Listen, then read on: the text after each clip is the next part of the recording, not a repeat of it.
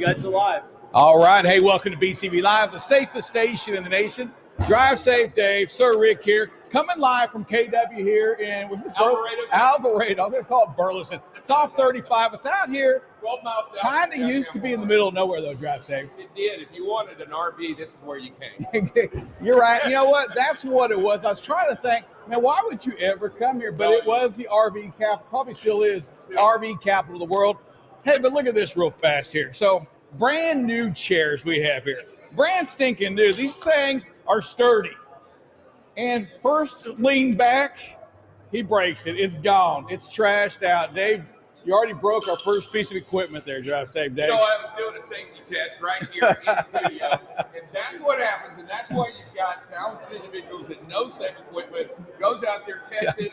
Sure enough, that one breaks. Hey, and so real quick, listen, we're going to have Leslie on. We're going to have some folks here from MHC Kenworth. Listen, we want to make sure we give them the props, Dave, because one thing for certain is that when it comes to taking care of drivers, when it comes to the independent contractors, the owner-operators, when it comes to taking care of companies, hey, I don't think anybody does it much better than MHC. No, I'll tell you, and this is a facility that is like no other. We're out here, we got here 32 acres right here, 16 of it paved. We're in a beautiful brand new building. It looks like it's about 75,000 square feet under one roof. We got about 13 bays here.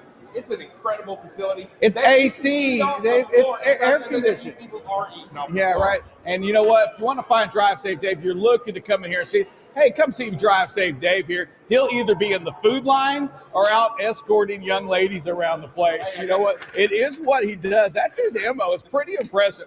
Anytime you're looking for Drive Safe Dave, let me tell you something. If you have young interns or if there's a food truck, one of those two places, food over intern. Absolutely. You know what? The first thing I did was I zeroed in. They had a food truck line opening up. One of the first ones in. I got to make sure it's safe.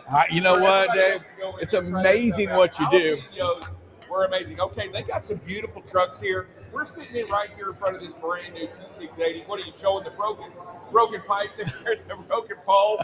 That's great. I'm trying to show this brand new T680 Cummins engine behind me, man. It's got the X50 in it. You know what? Brand new truck. I'll tell you, these are some fantastic equipment out here. You guys come out here, take a look around, see what these guys got. Talk to them out here. They can get you what you need. They can also service you up. Hey, but listen, these trucks, I know they look like all masculine. I need me a Kenworth T680, but they get the fuel as well, folks. You understand that, Dave? That the maintenance is phenomenal on it. They're comfortable rides. They look good. Let me tell you something. You look pretty studly driving in one of these trucks. And the bonus, as fuel continues to go up, you get great fuel miles because, Dave, today, fuel went up another nickel almost.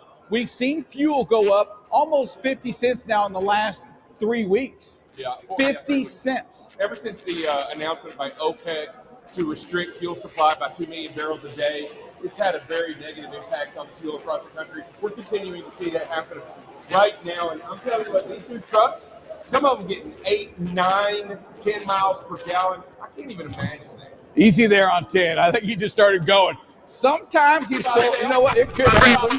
It could happen. We've heard it happen before. Probably if you drive the right speed, if you do all the right things, you're going to get that fuel mileage. Hey, Dave, let's talk real quick about the economy. So a couple of things and a couple of concerns that we have out there today. And I'm going to encourage you, if you don't have that truck that's getting that miles per gallon, if you don't have a great maintenance package or a great maintenance plan, you've got to figure that part out. We do see this volume. It continues to go southbound. It's hanging around that 11,200. Those of you that watch BCB Live, you know that we need that freight to hang out about 12,000 loads. When it dips down to where it is, it becomes a concern. We're seeing it also in that spot pricing. So for you, the independent contractor, the company out there, doesn't matter. Those spot rates are down once again. They continue to work their way south, Dave. And when rates go down and fuel goes up, what's going to happen? You lose money. You're going to lose a lot of money. Yeah.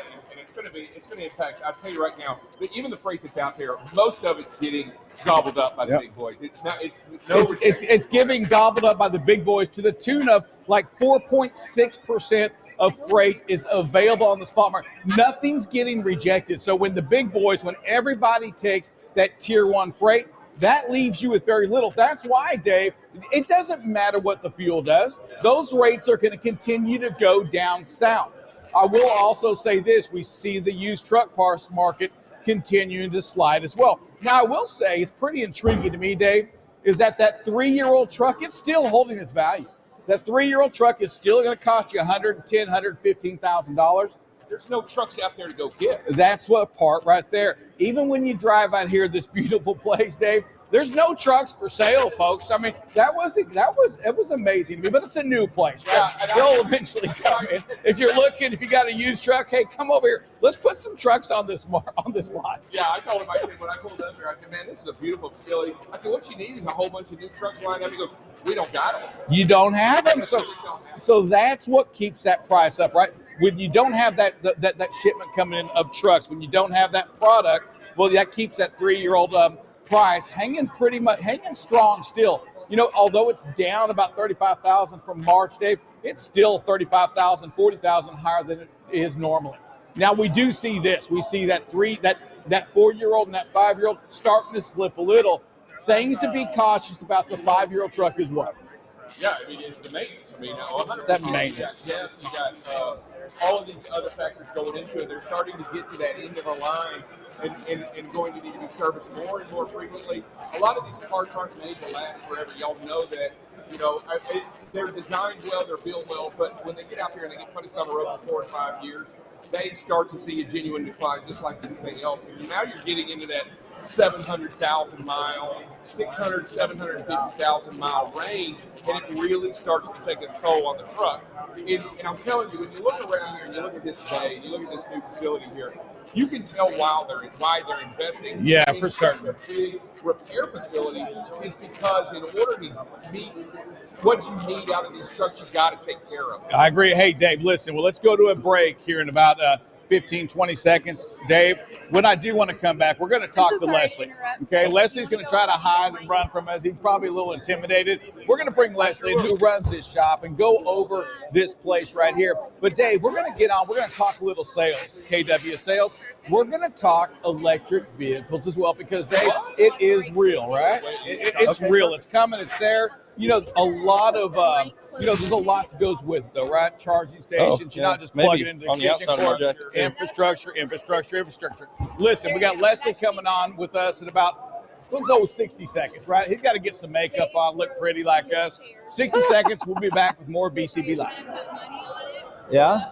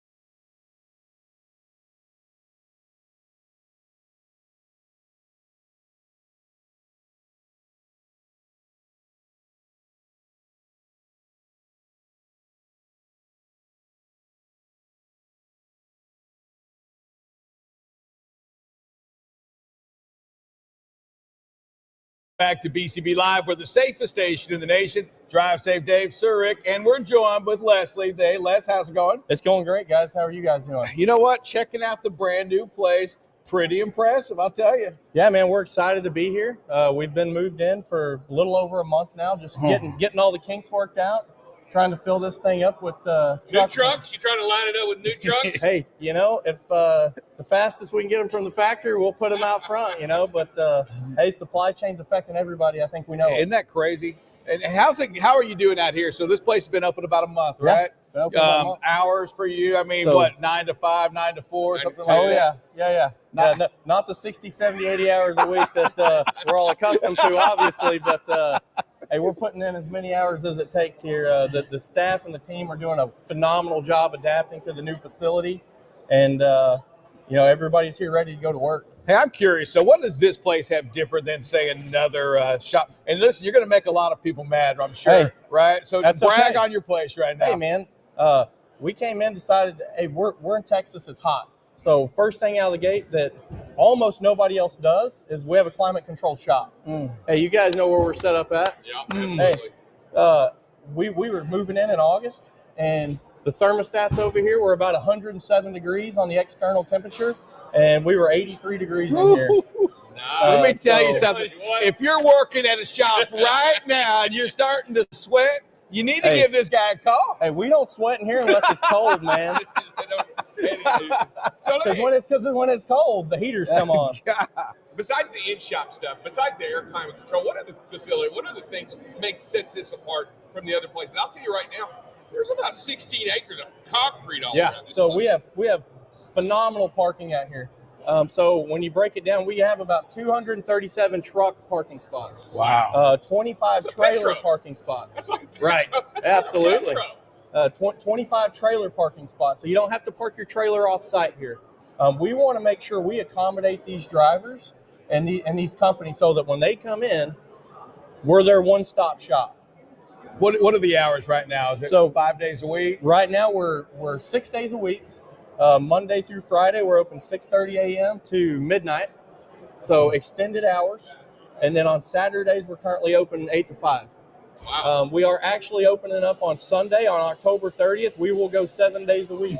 There's nobody in here celebrating that, right? Hey, there's not that many.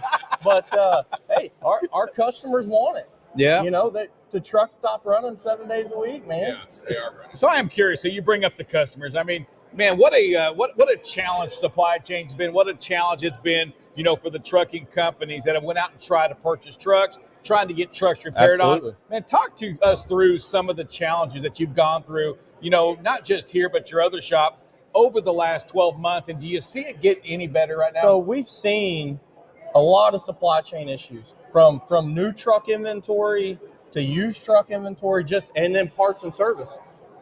It's a tough labor market. So hiring has been a challenge, but hey, we're working through it. Hey, this beautiful new facility kind of helps us with some of that. For certain. And then, hey, trucks coming in the shop. Companies who have trucks down in the shops across the nation are facing longer downtime issues because part component lead times.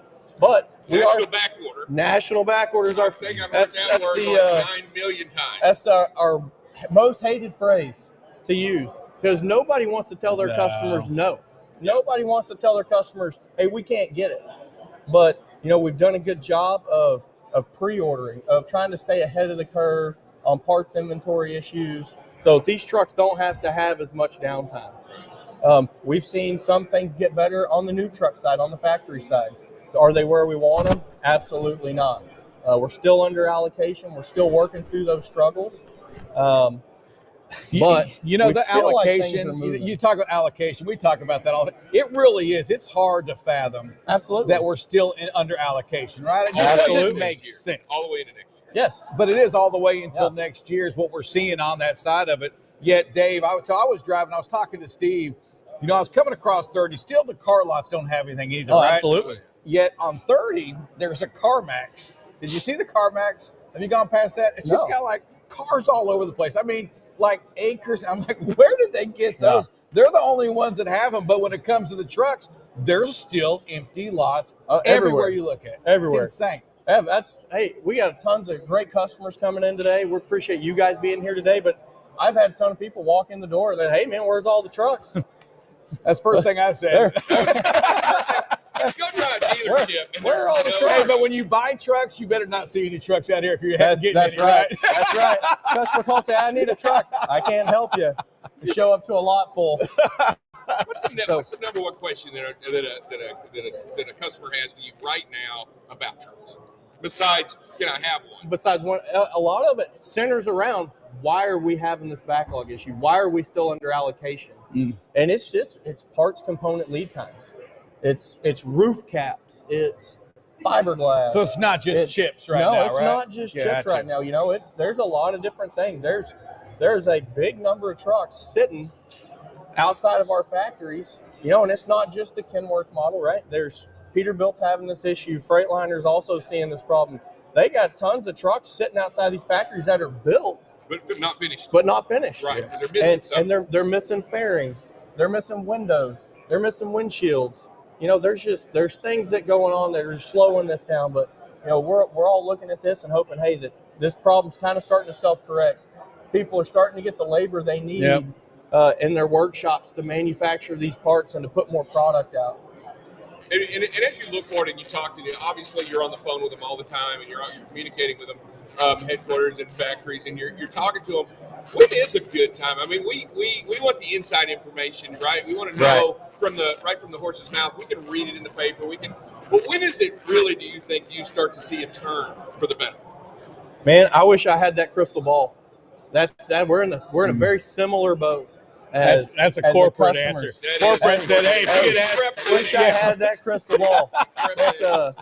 But you know, we do feel like things are going to turn in the first quarter, because we're really hoping to see some of that get over that hump, to see those slots open up on the factory lines, and see one those. quarter away. He's 1 quarter away. Man, Did you hear that? I know, Hey, right? we're hoping by the end of the first End quarter. of the first quarter. He we just see went some 2 of that. quarters on. Hey, you know, maybe the third quarter. We'll keep this a moving target, guys. Hey, let's talk real quick about the drivers, okay? A driver, independent contractor, company driver, they're going to come over here. They're going to put that truck in the shop. Hey, do you have a facility for them to sit at? You know, talk to you a little bit about that. So we we want to have the best things for our drivers that come in. We want them to be comfortable, because this is the most uncomfortable place for a driver, because they're not on the road making money. And they're spending money while they're here. Right. So the drivers have their own lounge. Awesome. So we have a driver's lounge that's equipped with a washer and dryer, so they can do their laundry without having to go somewhere else to do it. They have their own restrooms, and we also have a shower here for drivers. Nice. Awesome. So hey, they don't have to feel like they're cooped up while they're here. Right. We have recliners and lounges in the loungers in the driver's lounge, as well as TV for them. Yeah, and we know the importance of that to you, the driver out there, is Absolutely. that this is your home, right? Yes. And when you're here, you're getting your home worked on, man, you've got to be able to get something in there. So I do appreciate that. You know, I'll tell you thank you for the drivers out here. Aside from that, you know, I'm just curious on this. I mean, what about that communication? You know, that's part of what we try to encourage as well as communication. How do you communicate with those drivers to let them know their trucks are ready? I mean, who takes that ownership? Are you, you know, if your truck's ready now, are you waiting a couple days? Oh, I better text them up and let them know their old truck's ready. We actually have a phenomenal service team here. From Jason, our foreman, to Jack and Kenny on our service counter, and James Wells, who's taken lead in the service department. They keep live spreadsheets tracking the repair status of all the trucks. Our goal is to contact customers twice a day. Wow. Unless their truck's ready. Got it. Right? That's obviously a separate call. We also have different tools that we use. PACCAR has a system called Decisive that we can sign our customers up for, that gives them the ability to get service updates without having to take a phone call. That's How important. many calls a day do you get that you think, well, that could have been an email, or that could have been a text? You know, how could I have been notified differently that didn't just take up 7 minutes of my day? Because we're all busy. So we have those functions that we can use to contact customers and send them repair status updates, request purchase orders, send estimates through it. So it's kind of a full service tool for our customers. You know, and if we look at this shop, it's got an incredible number of bays, a great facility here. We're working on everything. Absolutely. It doesn't matter what it is. Bring No, it in sir. here, we'll work on We have a couple of fire trucks over here that we're working on. We got some dump trucks in the back we're working on. Yeah, I saw the fire trucks over there had Detroit's in them. Yeah. We're doing engine swap on a fire truck has Detroit engine in it. Right. So I mean, you got some stuff going on out absolutely. here, and it doesn't matter. And we're all makes, guys. We work on fire trucks, work on Freightliners, we work on Volvos. So we want to be a one-stop shop for our customers. I like that. We don't want our customers to have to wonder where they're going to go next because they can't get this or that done. We got a brand new alignment machine coming in, making sure our customers can get that done here if they need it. New equipment that came in with our shop, our DPF cleaning machines. So these filters are very expensive. So the ability to service those filters and put them back on trucks and get them running down the road is going to be great. Turn them off and get them back in there. That's it. Let me ask you a question. We're here at one of this brand new facility right here, just south, about 12 miles south of Fort Worth. Yes, sir. Where are the other locations that you have right now? So right now, MHC we got, but including all of our services. We have carrier facilities, we have leasing facilities, dealership facilities. We're in about 19 states and over 112 locations. Wow. That's so impressive. Our biggest footprint's in the Midwest, but all of our facilities align on main traffic lanes. So, for instance, I-35W. And when you talk about this main traffic lane, just right here, not only if you can pull in here, you got service trucks you can shoot out. Absolutely. We got four mobile service trucks we operate out of here. We hope to grow that by 2 or 3 next year. I mean, that's a big deal. That's a big deal that you can rely on you. Hey, I can't get there. I can't even start my truck. Can't even start it. I can't even start. I need you to come out. I need you to make sure that you can help me out right now. Where can I do? And if they're looking to get a hold of you guys, what's the best way? So the best way to get a hold of us is to call our main dealership line, 817-568-2000. We also have other means of communication we have a function called text to landline. So if you can't get through on the phone or you don't want to make that phone call, you can text the same number and communicate through us that way. Wow. So, a lot of our parts customers utilize that function because they don't want to have to call through and talk to somebody. Yeah, for sure. Hey, they send pictures and we communicate back the same way. So you just get the text message right back. So they send us a picture. I need this part. We can see the part. We can see what they're talking about. There's no guesswork. We can look up the part, text them back. Yes, sir, I have this part in stock. Here's your price. Like it. Would you like us to deliver it or would you like us to put it in will call? I like it. Hey, look, we got about a minute left. We got about a minute left here. Before we get out of here, I do believe this. I believe that you talked about your service people here, right? That they're a direct reflection, I'm going to say, of you. Talk to our listeners right now, the drivers right now. I mean, talk to them about that love, that appreciation, that sense of urgency that you have, and that you kind of spoke about Jason and your other team about as Absolutely. well. Talk to them about that to assure them that, you know what, this is the place to go to if you need some work. Absolutely. Hey, this place, our facility, what I want is top-notch customer service. We want our customers, from the moment they walk into the door, from the moment they make that phone call, that they feel like that their needs are important. That's the focus. They are not taking a back seat to us or to anybody else. Our team here is focused on making sure that awesome. You all are taken care of, that you have understanding of what we're willing to commit to, when we can get your truck in the shop, what parts we have on the shelf, or how fast we can get you that part to get your truck running. We want to make sure you understand that our customers are our priority. Love that. I feel like bringing my Ford in here right now, Drive Safe Dave, and getting work done to it. They can do it all here, right? We'll do it all. All right. Hey, we'll be back with some more BCB Live in about 30 seconds.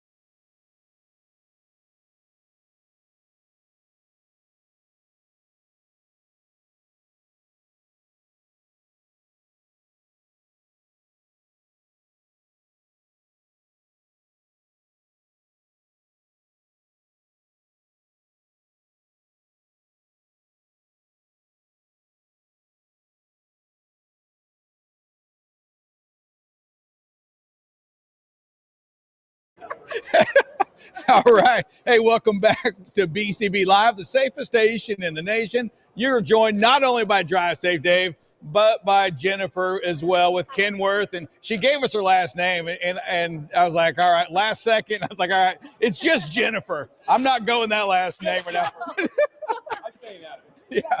Oh, man. So, Jennifer, you're actually with like Kenworth, not MHC, none of that. We got Big Dog here right now. So we got to watch what we talk about, right? We got to make sure we don't say anything. I tell you what, into this deal. You're here to talk a little bit about electric, right? Because we're headed that way, right? I mean, it's going. What is do we have like a year? There's a specific year, right? We want to be at, right? Everything electric. I mean, that's a long time. That's a long ways away. All electric, right? 2050, long term, right? But I would say, I won't be here. But there were certain goals, like 2040. By 2024, we want to have. He won't be here then either. I'll be here 2020. You'll be around in 2024. You should. I hope so. I mean, that's only like you. Yeah, exactly. You already wrote me off. You are right. There is a certain percentage, like 9%, and then by 2030, we would like to be around 30% range. But that's where all OEMs to meet CARB and emission regulations, right? And so it's a good thing, and we want to make sure we're part of that solution. So, and when you see the fuel diesel going up, and man, it has gone up 50 cents a gallon over the last 4 or 5 weeks now. Sure. Well, that just further kind of pushes your cause along on the electric vehicle, right? Because obviously you're not going to burn any diesel if you're running an electric vehicle. Right. Yeah. It just helps us out, helps us with the government, and helps be a part of it. So, and honestly, even fleets, they're excited about it too, and so are dealers, right? They want to have a solution. There's not going to be one solution for everything. They're not going to be all diesel or all EV. There's going to be a combination of both. You're going to have to have all kinds of solutions. I mean, we're not going to fight this thing. I know but I would have told you, Dave and Jennifer, I would have said 5 years ago, I would have said, this is never going to happen, right? I mean, Right. And how this has really changed. I mean, it's real. It exists today, right? It has been, and it's actually been existing on retail cars for several years. Chevys, Bolts, they've been out there. Overseas, the EVs actually have been out there a little bit longer here in the States, so it's nothing new. It's just we're now starting to get ramped up. Utility companies are trying to get the infrastructure ready to go to support the EV infrastructure to make sure there's enough power to charge. Yeah, and we talk about that, and I think that's great. I'm excited for the idea. We have the infrastructure bill to help put in and help funnel money in to get this EV going. For the infrastructure, how much different is that EV charge going to be for these vehicles as opposed to the electric car, right? I mean, it's going to be a little different, right? Oh, absolutely. Because these batteries, obviously, they're a lot heavier. You have to go a little bit more mile range. Like ours, we say almost 20 houses will have to power a T680 EV up to 100%. So it's a lot of power going into that truck just to charge it. But ours is lithium iron phosphate, and so if you have 20 minutes to charge it. You're not going to degrade the batteries. Quick charges we actually promote, and it won't hurt the life of the batteries. Oh wow! I didn't. Right. Yeah. Wow, that's absolutely everything opposite of what they said about our phones, right? For years, so it's totally different than my cell phone. Don't let it die and then charge it. No, don't need to do that. So if we had a yard like this that had 16 acres of paved yards, and we were a trucking company, we had full of EVs, we wouldn't just have a bunch of extension cords running from here out there, right? I mean, it's not like that, right? You're not got one on, we're good, plug it in. It's not like the golf cart days, right? Where they line them up and they stick them all out. I don't think it's like this, I right? think it could if you really wanted to. I mean, But have you all been to those grocery stores where they had like those charging stations set up in those parking spots? You probably almost can see like truck stops almost doing the similar thing. Got it. And then you also have to manage the power into each charger to where it's not taking 100% of the state of the power into that charger, right? Because you don't want to shut down the power grid system either. So you have to watch how much power is going into each charger. So let's jump to Kenworth real quick. What's Kenworth's vision in the next few years as it comes to electric vehicles? I mean, I want to hear what they see, what they want, and where they're headed. So our vision obviously is to provide EV products. We have the 680 day cab now. We have our K-Series EV. We are going to have other models out there that we're going to be launching. And then we also have a hydrogen fuel cell. So that's another zero emission product that we're going to offer for more longer range, long haul applications. We're probably about 4 or 5 years away from production intent on those vehicles. Are there any genuine limitations on weight or anything like that over? I mean, EV obviously weighs more because the batteries weigh more than the diesel. Yep. On ours, you're going to lose about 5,000 pounds payload for the EVs on that 680 cab. So today you're looking more for specialized, like a private fleet, probably, right? Or regional haul, pick Got up it. delivery, Right, I local gotcha. hauls. It's not long haul.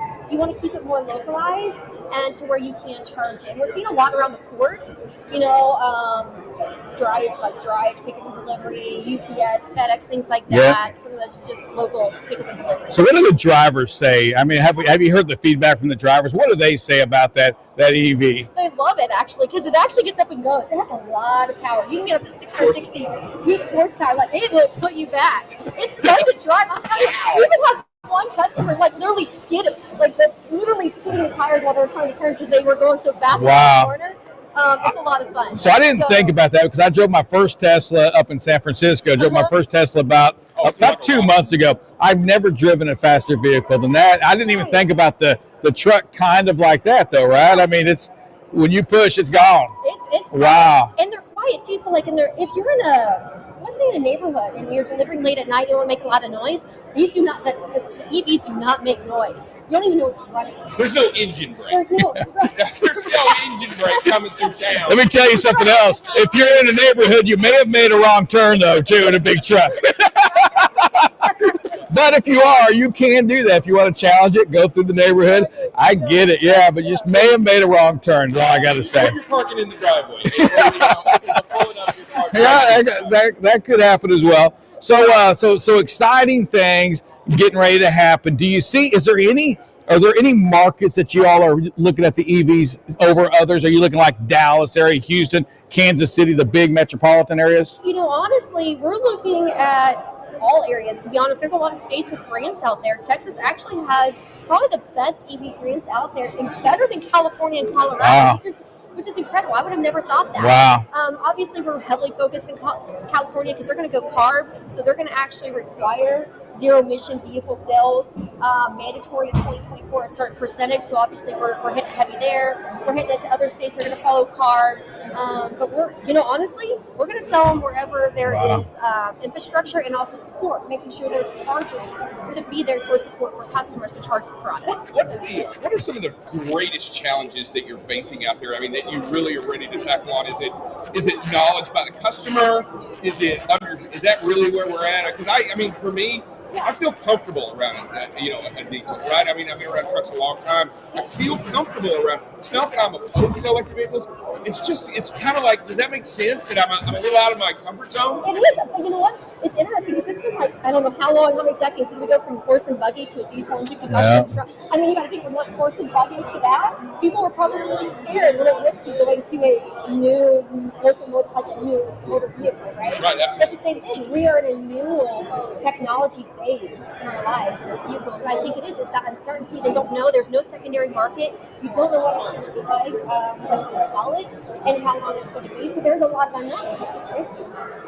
So that's. I have another one too, because we hear this one, the price, right? I think there's a lot of people scared of the price. And when it comes to the grants, I mean, how does a company or a driver or somebody what's the best way for them to go around that to get the grants? That's a great question. So on the price standpoint, you got to look at it this way. So the EV cost is up here, but then there's 40% less moving pieces. So you're almost saving 30% in maintenance because you don't have oil change. Wow. If you have the life cost goes down, whereas the diesel goes up, right? It's almost inverted two different bell curves. Now, on the grant side, it can help. And again, it depends on the states, what grants you actually qualify for. Because you have to disposition an older vehicle. Gotcha. You can't sell it. You actually just have to total disposition it. And then there's also charger grants. So it all depends on how many grants you get can help with the cost. Does MHC or does Kenworth, you help with that process though of locating where those grants are? We handle the entire process if you want. We have a grant writer that specializes in that. Nice. We also offer financing on the entire package, not just the truck, but the charger and the infrastructure costs. So we can actually finance the entire package into a lease. So that way you don't have any upfront costs if you don't want it. What are you waiting for? And the grants can apply to the lease, so it's great. And you're taking orders for those now. Oh gosh, yeah, we've been delivering them. So yeah, absolutely. Taking orders from them now, delivering them now, getting them to you now. In fact, you'll be the new kid on the block, right? Oh, say that, you'll be the new kid on the block. These electric vehicles, these electric trucks. Oh gosh, that reminds me of the band. Sorry. Yeah, I know, right? He'll start dancing too. You got to look out for Drive Safe, Dave. The right stuff, baby. No doubt about it. Anything else sticking out with these electric vehicles right now? I mean, anything you want to just hit on that we haven't talked about, Dave? You know, I'm just saying, is it going to create, and I'm just like, a whole new service industry? Because I mean, no longer you're looking at a diesel mechanic, you're looking at more of an electrician, right? Because, and we're not talking about your 12-volt battery, right? We're talking about high voltage, high amperage. I mean, it's dangerous line, right? I mean, it's not like this, you touch a screwdriver to it, it's got a short in it. You don't want to do that with these kinds of trucks. It's a whole new industry, right? There is, and actually we offer training on how to maintenance and how to service with the EVs and being careful from a safety standpoint. You have to be safe, especially when there's wet environments around the vehicles themselves. But you're right, I'm a software technician, and almost that's what trucks are going today. Look how many computer systems are on the vehicles today. Oh, absolutely. No, for real. No. Everything. It's all new technology. Yeah, it's headed that way, and I think it's going to be even more of that with these electronic. I mean, you're just talking about either a guy with, you're talking about a geek over there just handling with a little computer, right? A laptop. That's your diesel mechanic. That's me. That's if I'm ever going to be a mechanic, that just let me change a battery. I may not be able to handle that, but that's what I'm qualified for. It's a new way to go, right? But we're not fully leaving where we're at now. No. We're supplementing what we're doing with electronic vehicles. We're turning the corner, but we're still here, right? Oh, it's going to be diesel a long time. It's not going away. In my opinion, a long time. It's not going away. You can't. There's like too many vocational applications out there that are going to rely on the diesel combustion engine. So we're just going to have options. All right, love options, Jennifer. I want to thank you for being on the show today. Drive Safe Dave. I'll say thank you for him. He don't ever say thank you. I got to get you to here we go. I got to get you to look at the camera. I got to state your name, all of it, who you're with, and that you're watching BCB Live, the safest station in the nation. Can you do that? Sure. Jennifer Color Cells, Kenmore Truck Company. I'm here live with BCB Live, safest station in the nation. All right, she knocked it out. We'll be back in about 30 seconds with more BCB Live, the safest station in the nation.